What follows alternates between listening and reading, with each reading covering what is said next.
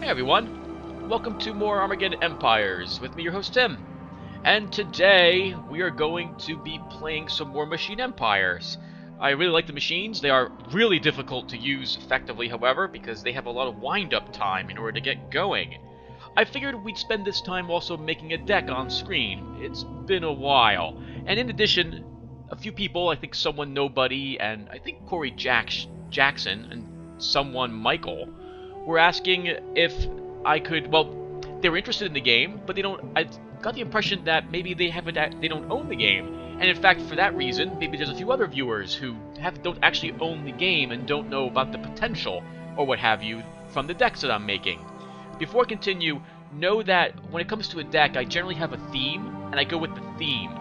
That said, my decks are not normally the most powerful out there. I make sacrifices to take weaker units along with me, but I still like the decks I use anyway. They've been entertaining to at least record and upload. So let's go ahead and make a new deck, and we'll give it a try together. Now, I'm going to pick Machine Empire here, and that will give me a chance to show off all the machine cards. And again, there will have been a link here for you to skip it, just in case you don't want to watch all this stuff. I'll leave the link up the entire time until we actually start the game, in case you change your mind halfway through. So, first we're going to select the Machine Empire, and we're greeted with this view. We'll want to pick some tiles and some cards. Now, I never play 5-point tile games. I always pick 10. This way, at least I'm guaranteed some extra starting resources to start. So, you can pick from any of the tile sets here. You could technically probably just select a bunch of tier 3 tiles without any resources on them, but you won't want to. So let's take a look at all the resource tiles that we have. So, this is the LZ X-ray. This is the name of the tile. You can see the tile over here displayed. You can see the point cost it will cost me in tile points to select this tile, along with the resources it will provide, or it will generate each round. Sometimes you'll actually see the movement cost here as well, 1 to move on to this spot, and the defensive bonus it grants to defending units in it, 0. This ground is excellent for your stronghold, offering good initial resources and easy access for construction. Sometimes the tiles will also have a bit of fluff right there. Here's the machine wastes. This ground is excellent for your stronghold, offering concentrated initial resources, and it is pretty good for 5 points. Destroyed city. You can see that the difference here is that this gives you no human resources compared to your LZ X-ray, but gives you a bonus 1 extra point to your materials. This is actually really good for the machines, because the machines, unless you're building cyborgs, don't care about human resources at all. In fact, their main HQs can't even collect it, and we'll take a look at that soon. The next one up is the destroyed city, so we would go from 5 points right to 7 points to take this tile. It's 3 movement to move into it, so generally you're secured from early game wandering armies. They're going to have to probably build a supply barracks closer to your city. It offers you 2 defense, but no other starting resources, all for 7 points. That said, the enemy will probably lay siege to your base, giving you the first shot at eliminating them. The Deadlands offers you slightly less defensive bonus, slightly less movement cost, but gives you an extra energy. I really like the Deadlands, and we're going to go ahead and select that as our starting tile. It will generate 2 materials, 2 energy, and 1 tech. Let's take a look at the other ones here. A staging area. For 1 more point, you get no defensive bonus, 1 movement cost, which is good if you're leaving and entering the base yourself a lot, and 2 of each of the materials that the machines really want: tech, energy, and materials. The Great Caravans gives you tunnels, which will give your defending units plus 4 defense. However, I find this is pretty useless overall, because generally you're going to be nuked if you're hugging your base, unless it's a Xenopods. And if it's Xenopods, they'll just lay siege to you here, meaning that you won't be able to really defeat them, because Xenopods have good defense and good offense on their units. We'll go more into laying siege and how all that works when we do another, basically, tutorial game. In any case, this is 9 points to add those tunnels, and you get only this amount of resources. I generally do not like taking it. The Rad Swamp. Rad Swamp is pretty good, actually. with 3 movement cost, 2 defensive bonus, and it's 3 materials, 2 energy, and 1 tech, just like our Deadlands. And finally, Mount Doom, which gives you 2 materials, 2 energy, 1 tech, 3 movement, 3 defensive, and 2 tunnels. This is an incredible tile if you like being defensive. It's also 12 freaking points, so we can't select it if I want to play, which I normally do, a 10-point tile, 175-point initial deck. So we just can't select it whatsoever. Now that said, we have the Deadlands. That's 7 tile points. We can select another tile. Most of the factions have access to the exact same facilities that you'll see in secondary resources.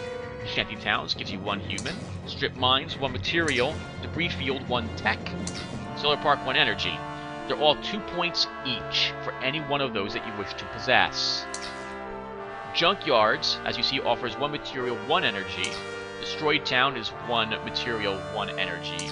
And the Destroyed Factory is 1 tech, 1 energy. So you don't make out with any extra human resources if you're the Machine Empire for secondary tiles. That said, I like having 1 of each of these things, so we're going to select some Debris Fields in order to give us another starting tech. Next, we have 1 point left over. That means I don't think we can select any of the minefield tiles. The only difference in these is the type of terrain you see listed up in the background. They all are 1 movement cost, and they all deployed with a minefield, machine minefield. This, I believe, just does EMP damage. It's good damage against mechanical units, or heavily armored units. I think that means Biomecha, anything that well, I guess most of the units of the humans, any armored or walkers that they're using. And then for the free mutants, I don't know if it actually affects them whatsoever, the EMP minefields. I don't really know. But here's your selections. Minefields are useful because they can also act as an early guard system.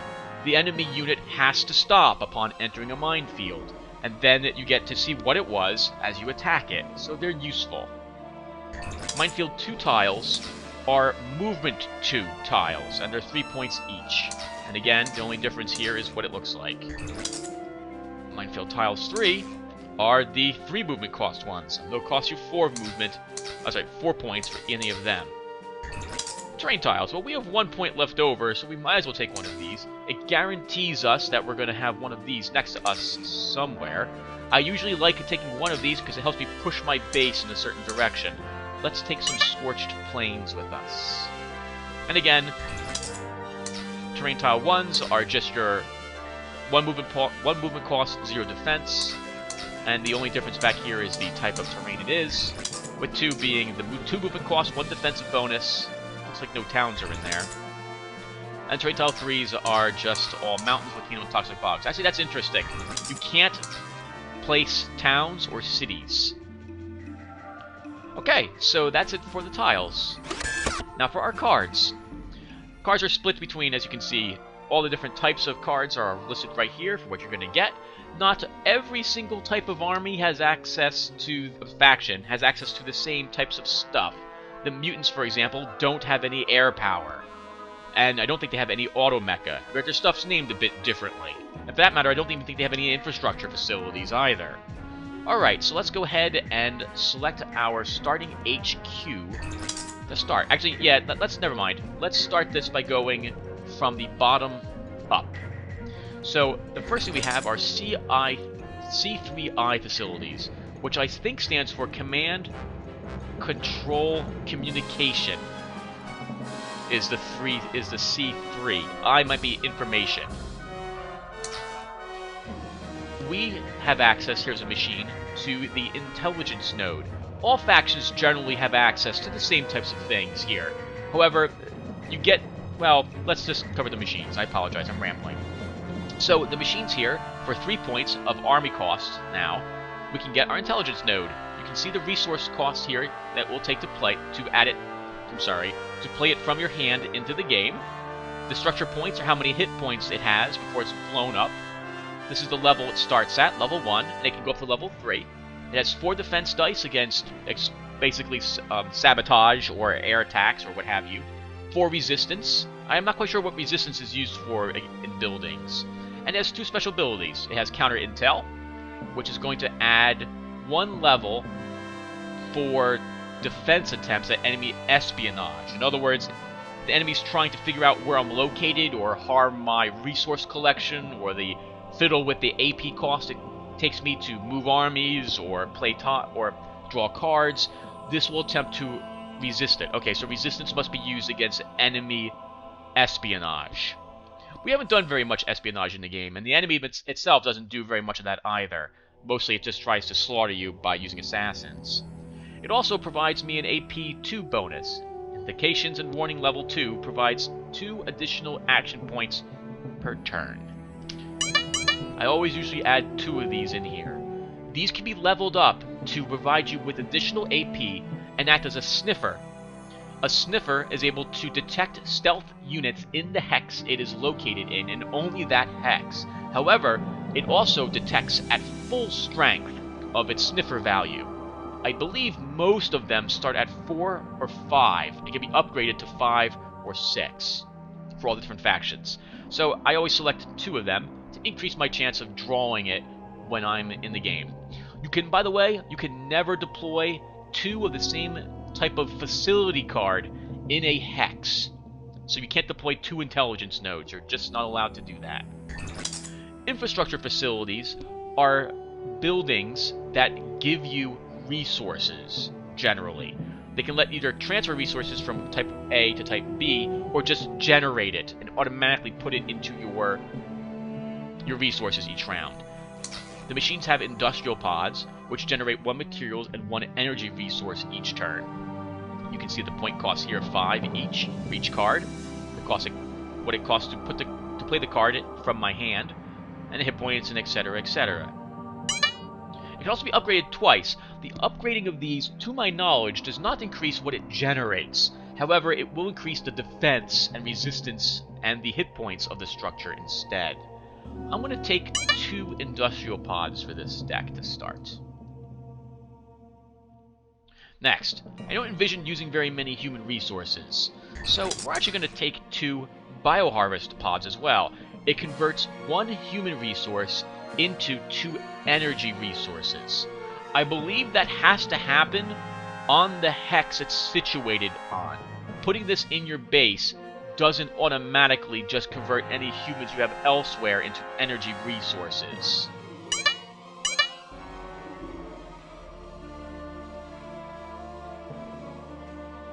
Okay. With that done, let's look at our research facilities. Knowledge nodes are labs. This is where you will build attachments for your armies, which could be anything, such as stealth suits, skin suits for the machines, the needler gun, which is a really great weapon to attach to infantry, defensive nanites. It depends upon if you're using a geneticist or a technologist to create your items. For the machines, the technologists generally build cyborg enhancers, or I think it's cyborg enhancers, and defensive nanites, as well as missiles and facility destroyers, and the nuclear option. Geneticists generally will be able to produce the needler gun, a stealth suit. I think that she also makes the skin suit, and there's a few other things that she can, or they can make as well for your scientists. I always like having 2 of these and 2 of the conflict nodes in a deck. Conflict. Oh, and by the way, the knowledge node also collects 1 tech if it's in a place that produces it. Our conflict node here collects 1 materials. The conflict node is an academy. At this location, you can build tactic cards. If you have a general, they can also build advanced tactics, which are used to apply to your normal infantry units, not elite infantry. I always add 2 of these to each deck I make in order to increase the chance that I will be oh god, where'd it go? In order to increase the chances that I will draw it at some point in the game. Having only 1 of them, well, if you're relying on to draw that, that's not a good chance. Of course, 2 is not that significantly better. Oh, and I should explain this as well. These numbers, this is the first number is the number of these cards I have selected The second number is the maximum I'm allowed in my deck. If I really wanted knowledge nodes, I could add 5 to it and then just discard them if I draw others. Machine facilities. These are all the non-HQ cards that we'll be able to use in the game. A Nexus, as you can see, is very expensive to play and costs 4 points when you go ahead and add one to your deck. However, they have 8 structure points, can be upgraded twice, starting at level 1, have good defense as well, and collect 1 materials, 1 tech, 1 energy. They also work as a supply and a barracks. These are very useful for a secondary base if you need one. Let's add one of these to my deck.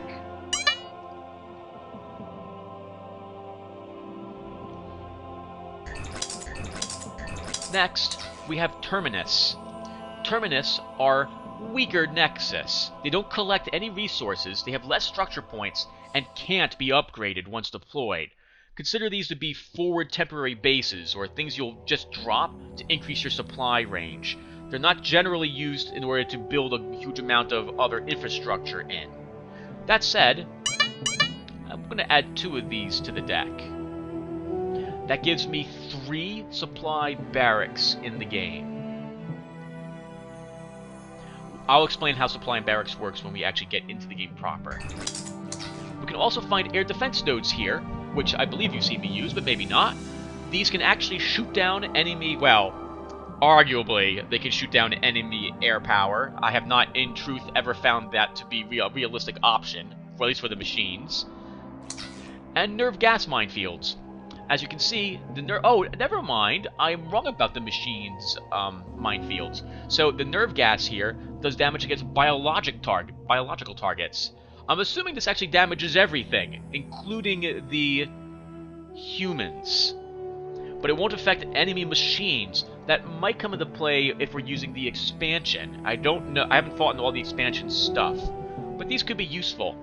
To deploy a minefield, you must have a hero in the hex to deploy it, or an engineer. They're also camouflaged, making them hard to find. I generally don't add them to the deck, but I might add them to this one. I've yet to come up with a theme for it. We'll come back to the air defense node as well. I'm not quite sure if I want to add these to the deck yet. Next, we have our machine stronghold. In this case, these are our HQ choices. You can always add your initial crash troop pod in this case. I forget what it is for the other 3 races, but one of the HQs costs you no points whatsoever to add it to your deck. The no point one basically just acts as your HQ, collects resources, acts as a supply, and a barracks. It's about the same strength as our Nexus. Actually, it's a little weaker, but it can be upgraded, and we will be upgrading it as the game goes on. At the 175 point level, which is what this is, I like taking the 0 point cost card for our HQ.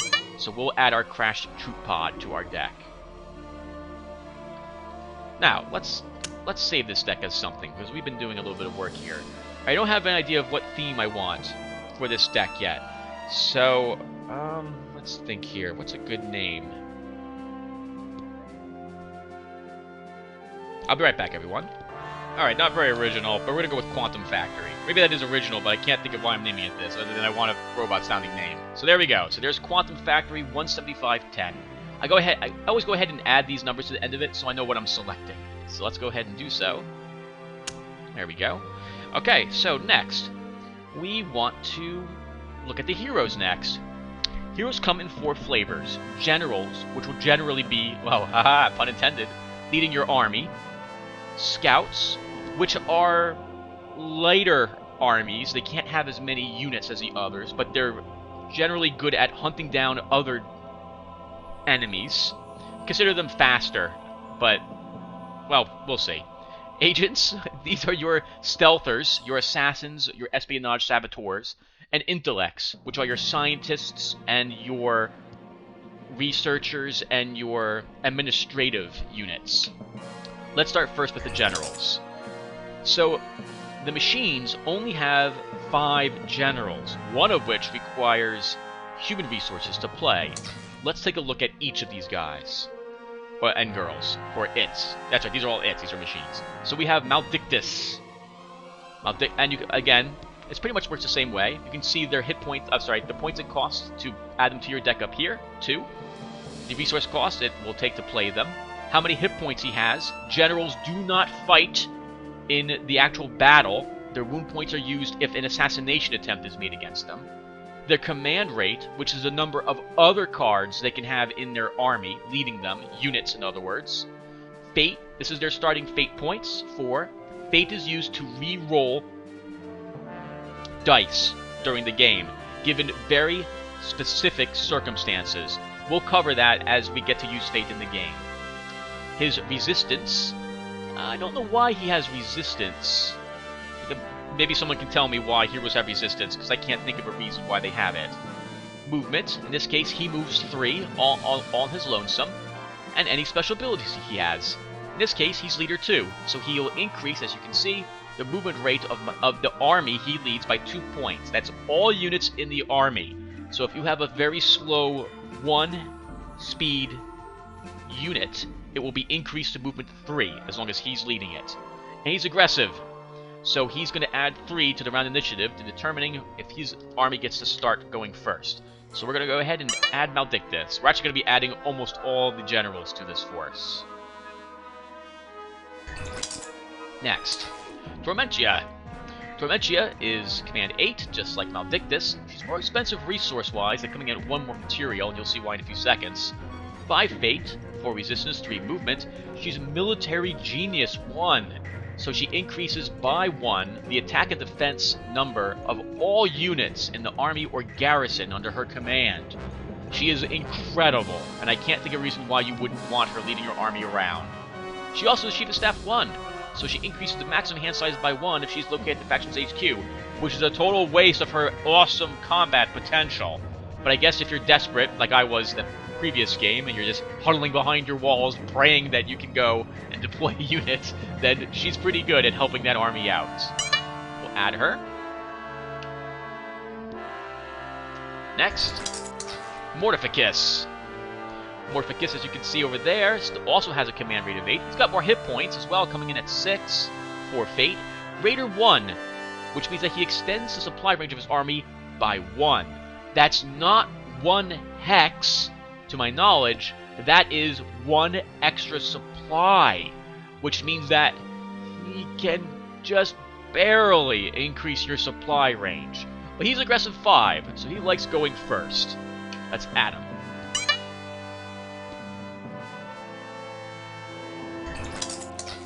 Infantry. He's the guy who requires human resources. He's Tactician 2, which is not so great, but he can go ahead and make Tactician assuming you've got no one else. He's also Trickster 2, which means he's very hard to actually pin down. If a battle shows up and he doesn't want to be there, he generally will be able to get his entire army out of the situation very, very quickly. His command, though, is only 6, so he can't lead a huge army. He's only got 3 body wound points as well, so he's not very resilient. But he does cost 1 human and 1 material. I'm not going to add him to this deck, because I don't envision using human resources for anything else other than to make needler guns out of them. And we have Tyranicus. He's a Tactician 3, which is not so great, but he can make tactic cards when it comes down to it. He's got 5 fate, which is pretty good for a general. And he's Tactical Genius, which means that tactic cards don't cost him any AP in order to use them in the game. That's pretty useful. We're going to add him too. So those are all the generals that this army, that I intend to add to this deck ever. So let's save the game again. Let's look at the scouts. So the scouts all generally have a command rate of like 4. Actually, it looks like Archnia has 5. I never realized that before. So Archnia here is Raider 2, much more useful than Raider 1. Generally, this will let you get to 1 more hex, because most of the time when I have Raider, it's because I'm using it to get me into a town. She also has Bounty Hunter 2, which means that she can use her fate when trying to capture an enemy, as you can see, and makes it easier to capture that enemy. I do like Archnia. But let's look at the others as well. Reconicus. Reconicus is a Master Scout, so if you're adding Hydras with him or Lich Platoons, he's going to increase their strength. He's Stealth 6, so he can actually stealth, which is actually really useful. And he's Bounty Hunter 1, so he's not quite as good as Archnia, but he's still pretty good at what he does. And Luminicus. Luminicus is an Air Ranger, Jump Master. He can be really, really brutal when used with, I think they're called Revenant platoons, which are other Jump Masters. They'll be the only thing in his army, and he doesn't benefit in any other way but to lead them around. But they're all commando units, which means that he can jump into the enemy back line and then cause chaos in the enemy's very fragile, unsecured resource collection areas, and maybe hit behind their lines, supplies or barracks or other holdings. That said, I think I'm going to pick Archnia to start. I might add Luminicus later on. But I like her because, I never realized she's Command 5, so that gives me almost another general. Now, notice she's 3 points to add, my generals were 2, and more importantly, she's a hero scout. She's not a general, which means that she cannot make advanced tactics. Next, let's look at our agents. I will only add 2 at this point level. We have Crypticus. He's Stealth 7, makes him very hard to detect. And Saboteur 7. He's all about blowing up the enemy places. He's got 5 Fate as well. He can be useful as a scout unit, in that he's got Stealth 7. That's going to be very helpful to avoid being detected. Let's look at what else we have. Obscura. She's Stealth 6, not quite as good, but she's Saboteur 6 and Espionage 5. So she has a little bit more utility under her belt. She's not actually wearing a belt. But alright, let's look at the next one. Oh, we're very familiar with Diabolica. Or, I'm sorry, Diabolica. She's Stealth 6, Assassin 6, and Slayer, which is arguably overpowered. But there she is. She can kill with a single wound during an assassination attempt, which is so great when your die rolls are so horrible, which mine almost always are. And finally we have Vindicus. Vindicus, as you can see, is Stealth 6, Assassin 7. He's actually a little better at the killing. Well, he can land a hit easier, but he's less efficient at killing, because he needs to wound that opponent several times. But he's also got Espionage 5. I'll say, in the interest of keeping things different than what I normally would do, we'll add Vindicus and Obscura. We'll have people who both have Espionage with me.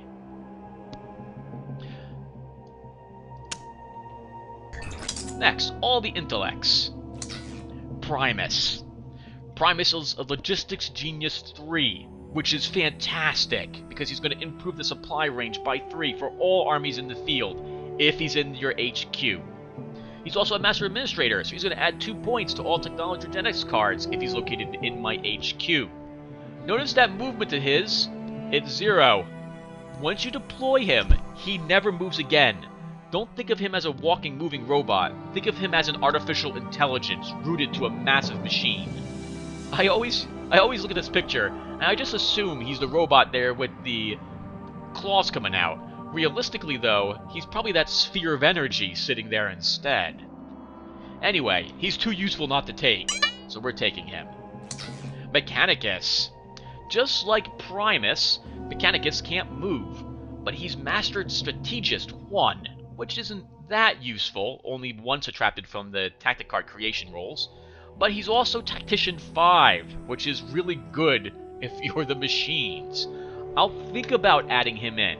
I generally don't do so because I can make the tactic cards I really want with other tacticians. Relicus, Technologist 3, Mechanic 2. You know, I actually really do like him, thinking about it more. This guy, as you can see, reduces the cost of repairing units in the same hex by 2, and he's a Technologist, which is enough to make defensive nanites. We're going to add him in.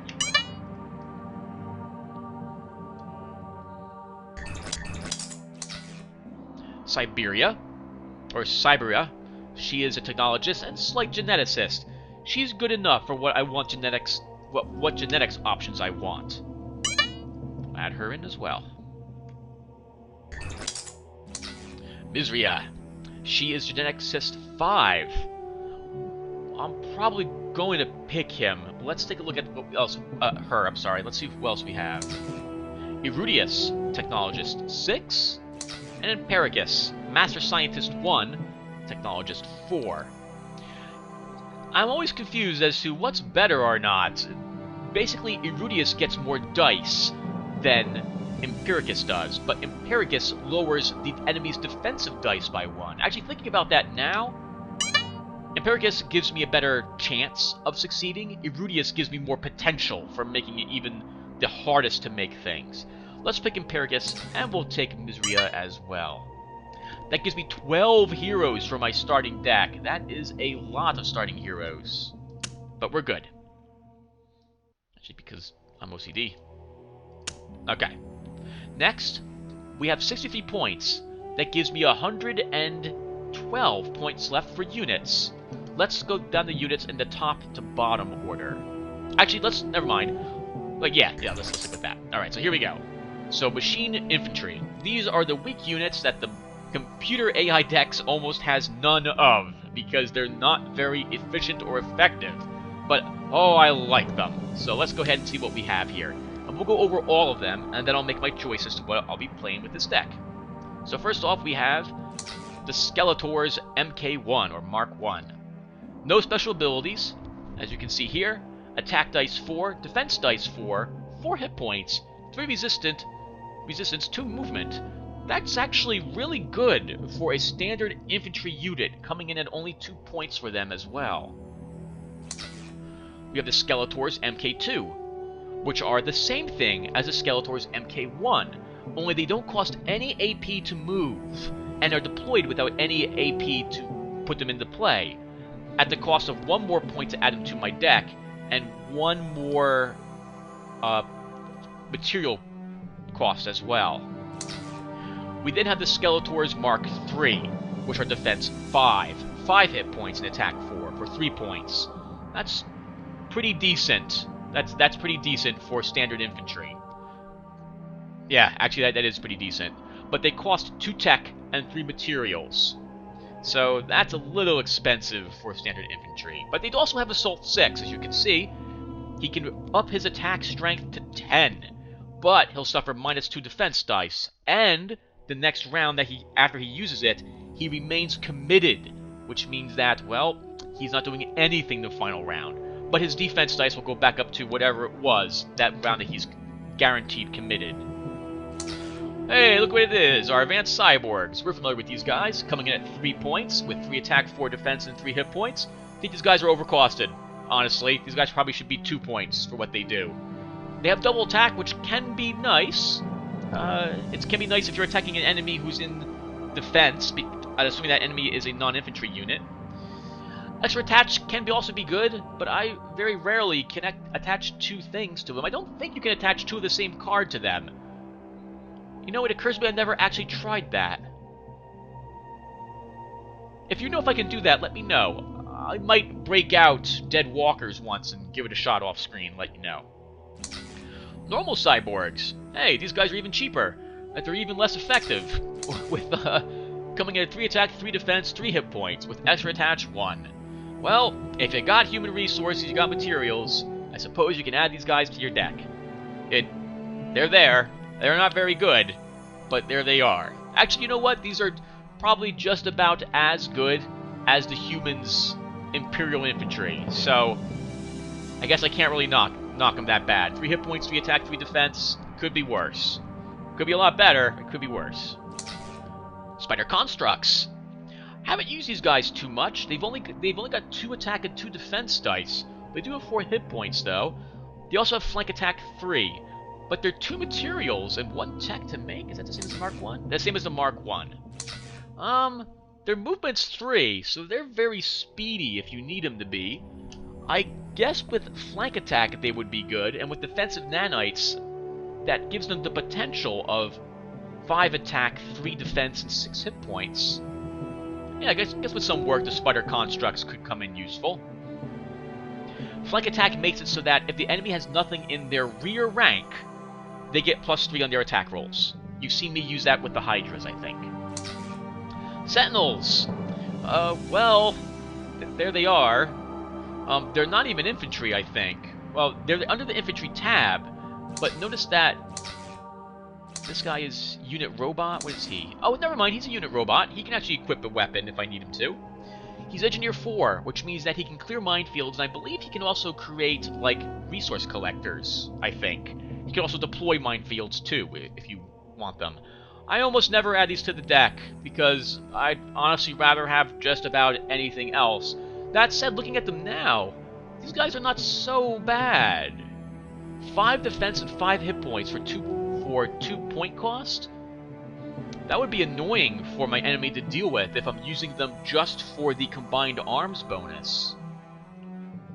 And finally, we have Thralls. 1 point. 3 hit points, 2 attack, and 1 defense. These guys just fall over. They're very cheap to also deploy. 1 human resource, 1 material. They have wave attack, which means that for every other unit in that rank, and their range is only 1, which means the front rank, they gain +1 attack. I suppose these are useful for the point cost. You could deploy like 5 of them on the front rank, and that would give you a 7 attack, 1 defense unit. You can also give them defensive nanites, I think. And you probably can give them the cyborg enhancers if you really want to as well, because they're unit infantry, not unit robot. So, they've... Oh no, well that means you can't give them defensive nanites. So I guess there they are. I don't find them very useful, because you can make an item using your technologist to just produce these each round in your base. So there's no reason to add them to your deck for points, in my opinion. Okay, so I think we're going to go ahead and add some spider constructs to our deck. We'll add 5 of these to start. Probably a mistake, but we're going to do it. And, you know what, let's add a 6th. That gives me 100 points now for other things.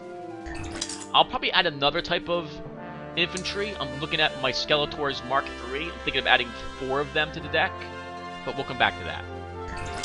Our elite infantry. Revenant platoons. Very expensive for what they are. They have Air Assault 4, which I don't... All I believe that does is it lets them jump 4 spaces. It doesn't actually, I don't believe, do anything on the round that they actually attack, however. But they also have Commando, which means that, hey, they don't need supply. I suppose you could take a bunch of these guys and just march around all alone. And that might not be so bad. Add them to their own army, just jump in behind enemy lines and use them as, like, destroy enemy resource collectors. But they're expensive. 5 materials and 4 tech for something that doesn't have anything else. I've used them twice. I like them with Luminicus, but I haven't used them otherwise. 5 defense and 6 attack. That's just enough not to harm the more powerful things. And I can't even realistically hope to destroy a weak enemy with that, with the way my dice rolls go. There are also 5 points added to the deck, which is expensive given our choice of the Scourge Platoon, which is cheaper material-wise, and tech-wise, and AP-wise, and points added to the deck. He's got 7 attack and 7 hit points with shock attack. So if you're looking for a unit in your army, the Scourge Platoon is probably better all around.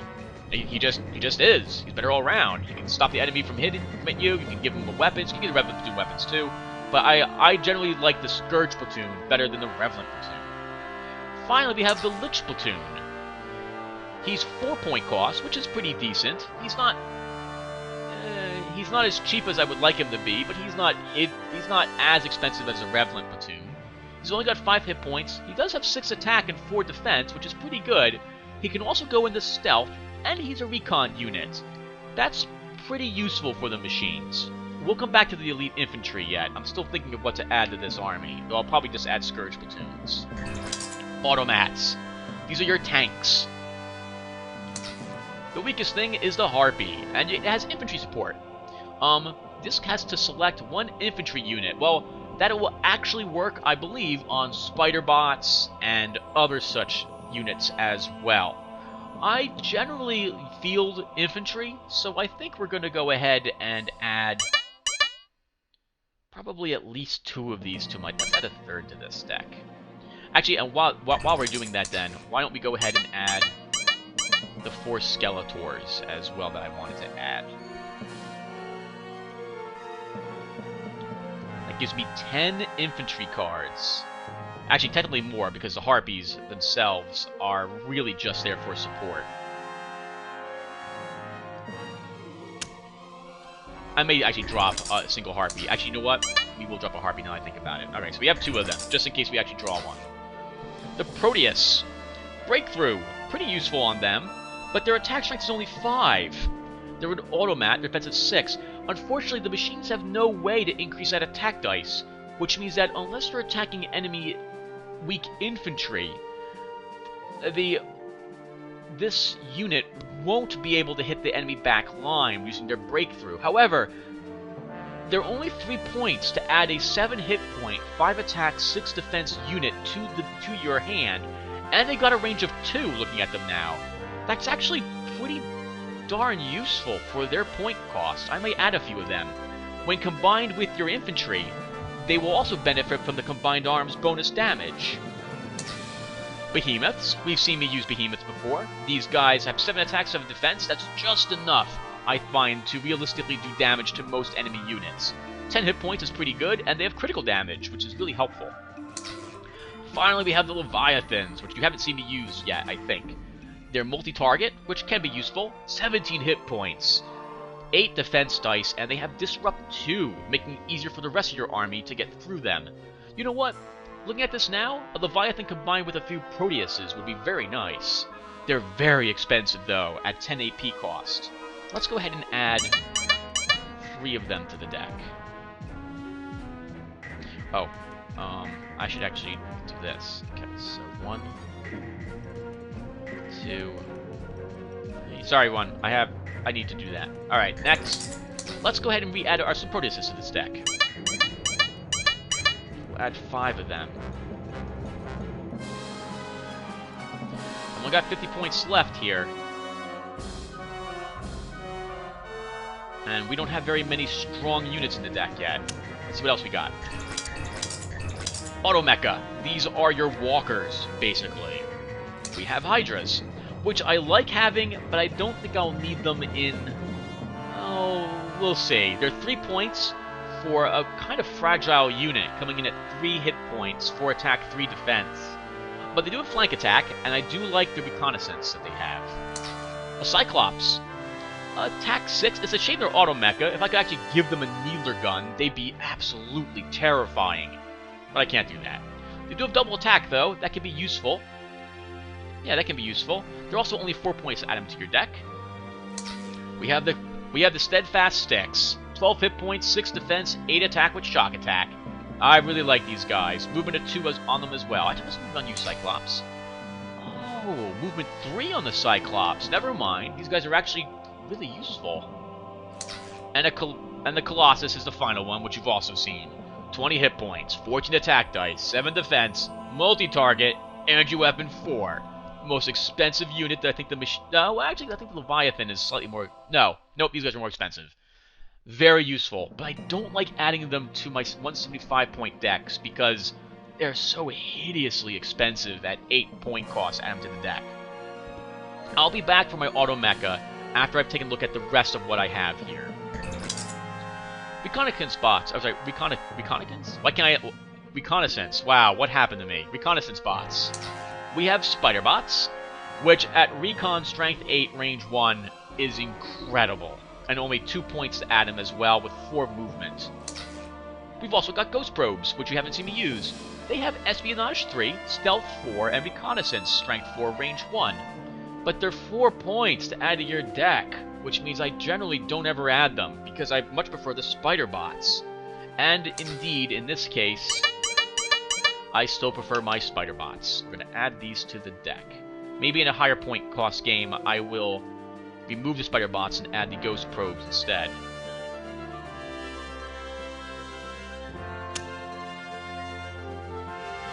So those are reconnaissance. Special Op Teams. Hunter Killers. Sniper 4, Stealth 4, Bounty Hunter. So they... Can they use Sniper? I think they can use Sniper. in the actual combat against an enemy hero as well. But Sniper 4 is not a very good chance to actually kill them, unless he's added in with, I guess, maybe with Archnia? I'm not sure. They also don't have Commando, but they can still be useful at making a snipe attempt on an enemy hero. I don't generally take them for 3 points. That's very expensive for Sniper 4. So they generally just stay there. Battle support. These are where all your rear rank units are kept. The zombie launcher. Attack strength 7, defense 3, with rear area makes them really difficult for the enemy to deal with. Shock attack is nice, and they've got disrupt 1 for 2 rounds, which can also be useful at getting through the enemy's high defense units. Shade mobile artillery. Rear area. Only 2 defense and 6 attack. 6 attack is the number that I don't like seeing, because it's generally not enough to really hurt the enemy, to get through heavy enemy armor. And I can't upgrade it in any way. But they do have Disable 3-2, which can be very useful for keeping your enemy alive if they hit the enemy with their attack. You've also got Area Attack, which means they're hitting an enemy twice. In the effort to be different, or interest, we're going to go ahead and add these guys instead of the zombie launchers to my deck. We'll add 3 of them to start.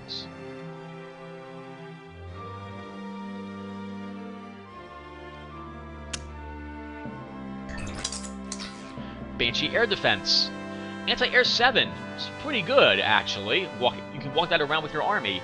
They've also got 4 attack dice and Disrupt 1-3, which means that if you can actually get them to hit a target first, you'll actually probably realistically destroy that target, assuming that the enemy's not rolling 7 dice.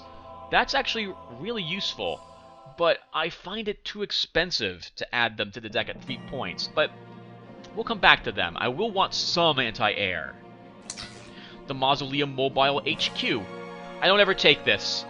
It's 8 points, which is so expensive at the 175 point level for something that provides that provides repair and hex supply.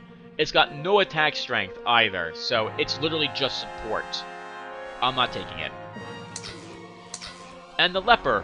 I don't know what MEL stands for. Mobile something launcher? In any case, you can move this around on the map, and it will act as a supply for the purposes of launching missiles. This can be really useful in large game maps, especially low point cost, high large maps, but I don't tend to play those. So I generally don't ever add these into my game. Okay, well, I still have 30 points left to place. Why don't we add some Automecha? So I'm thinking 2 Styxx to give me some more resilient firepower.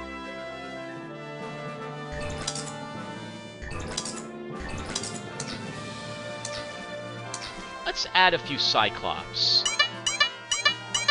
Add 4 of these. Oh, and you know what? It's just enough. Oh, well, hold on. We haven't added any air power or air defense, and we should do that. We should do that. Looking at my army, it's not very strong. We're going to have to rely on getting a Styxx or our Leviathan into play in order to actually take on an enemy army that has like a corruptor in it or what have you. Our air power is expensive as a machines. An Apparition. 4 points add to your deck, but they have air-to-air 7, which can be really useful, and suborbital, so they can go ahead and hit the enemy no matter where the attack is coming from, which is really, really freaking nice. However, to use them to make an air-to-air attack requires you to spend 3 resources, 3 AP and 4 energy. Finally, their attack strength is only 5, so you're not going to use them to attack an enemy base because it's so hideously I like the word hideously today. Inefficient. And only 5 attack strength? That's really bad. so I don't generally ever add them to the list. A Wraith. Never actually used this guy. He's got 6 attack, 3 defense, which is pretty decent. Precision Strike, it can be really, really nice. And Harm makes it so that if the enemy tries to actually hurt them and fails, they get to attack the enemy that tried to attack them back. They're nice at 4 points, but they're still 3 AP and 3 energy to actually make their attack run. The Spectre, which I do so like. 3 points, they're cheaper, and they're cheaper to use in combat, with more defense dice, and they got 7 attack strength. They're actually, what's the fate on you? 3 apparition? 2, you're kidding me. Okay, I would never use an apparition looking at that. I like the Spectre, he's only 3 points to add him. And finally you have the Phantasm, which is like a weak Spectre. It does have anti-air, air-to-air 4, but it's air-to-air 4, which means you're not going to destroy it, whatever it is. You might get it to spend a Fate point, though. I guess that can be useful. He's also got Fate himself, which means I guess he can spend Fate to try to hurt the enemy vehicle, I think. He's also got Reconnaissance Strength 4 range 1, which can be useful if you're looking for where that enemy ran off to, assuming he's in range. We should add some anti-air to this deck, or I can just suck it up and not add any anti-air. But I would like to add anti-air to the deck. So that means I can add... Well, I guess that means I would be adding... Banshee Air Defense, 2 of them. Because I don't want to go over 175. So, is that what I'm doing? Actually, in that case, we might as well add another artillery? Or another recon bot. Let's add our 5th recon bot to the deck. Actually, no. No, we need the battle support. Okay, everyone, that will do it for the deck. So that's Quantum Factory 17510. I have no idea if it's going to work out for me or not. Let's go ahead and try it out for a little bit. Okay, so let's make a new game. First of all,